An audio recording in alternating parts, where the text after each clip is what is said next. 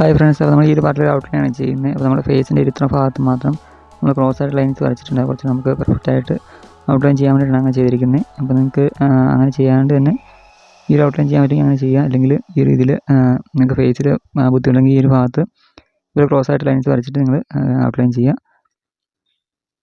അപ്പോൾ ഈ ഒരു പാർട്ട് നമ്മൾ ഔട്ട്ലൈൻ മാത്രമേ ചെയ്യുന്നുള്ളൂ. അപ്പം ഒരുപാട് ഒരു കമൻറ്റ് ചെയ്യുന്നുണ്ട് അടുത്ത് വരയ്ക്കാൻ വേണ്ടിയിട്ട്.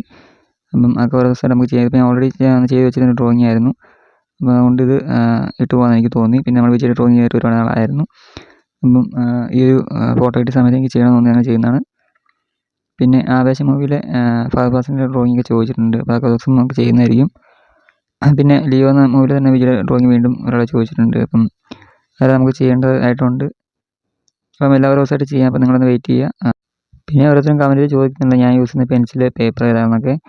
അപ്പോൾ ഞാൻ വീഡിയോ തുടക്കത്തിന് അതൊക്കെ കാണിക്കുന്നുണ്ട്. ഇപ്പം ഐവറി പേപ്പറാണ് യൂസ് ചെയ്യുന്നത്. 10 GS വരുന്ന A4 ഐവറി പേപ്പറാണ് യൂസ് ചെയ്യുന്നത്. അതുപോലെ പെൻസിൽ ആർട്ട്ലൈൻ്റെ പെൻസിലാണ് യൂസ് ചെയ്യുന്നത്.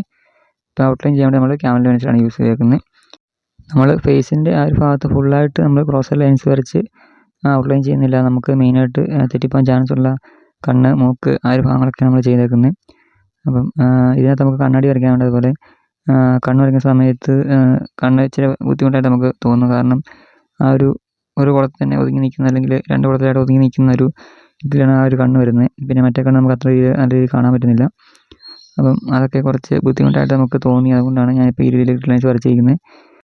അപ്പോൾ സാധാരണ രീതിയിൽ ഔട്ട്ലൈൻസ് വരച്ചിട്ട് ഔട്ട്ലൈൻ ചെയ്യാൻ ആ ഒരു രീതിയിൽ വരച്ചിട്ടും ബുദ്ധിമുട്ടാണെങ്കിൽ നിങ്ങൾക്ക് ഈ ഒരു മെത്തേഡ് ഒന്ന് യൂസ് ചെയ്ത് നോക്കാവുന്നതാണ്.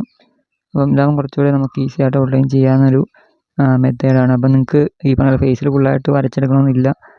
കാരണം നമുക്ക് വരകളൊക്കെ പിന്നീട് മായ്ക്കേണ്ടതായതുകൊണ്ട് ഫുള്ളായിട്ട് വരയ്ക്കണം നിർബന്ധം ഞാൻ പറയില്ല. നിങ്ങൾക്ക് ഏത് ഭാഗമാണ് വരയ്ക്കുമ്പോൾ തെറ്റിപ്പോകാൻ ചാൻസ് ഉള്ളത് ആ ഒരു ഭാഗത്ത് ഈ പറഞ്ഞ പോലെ ഇതുപോലെ ഔട്ട്ലൈൻസ് വരച്ചിട്ട് വരച്ചാൽ മതിയാവും. അപ്പം അല്ലെങ്കിൽ നിങ്ങൾക്ക് സാധാരണ പോലെ ഔട്ട്ലൈൻസ് വരച്ചിട്ട് വരയ്ക്കാൻ പറ്റുമെങ്കിൽ അത് തന്നെയായിരിക്കും നല്ലത്. കാരണം ഒരുപാട് ഔട്ട്ലൈൻസ് നമുക്ക് ഫുള്ളായിട്ട് വരയ്ക്കേണ്ട ആവശ്യം വരുന്നില്ലല്ലോ. അപ്പം ആ ഒരു കാര്യങ്ങളൊന്ന് ഓർത്ത് വെച്ചേക്കുക.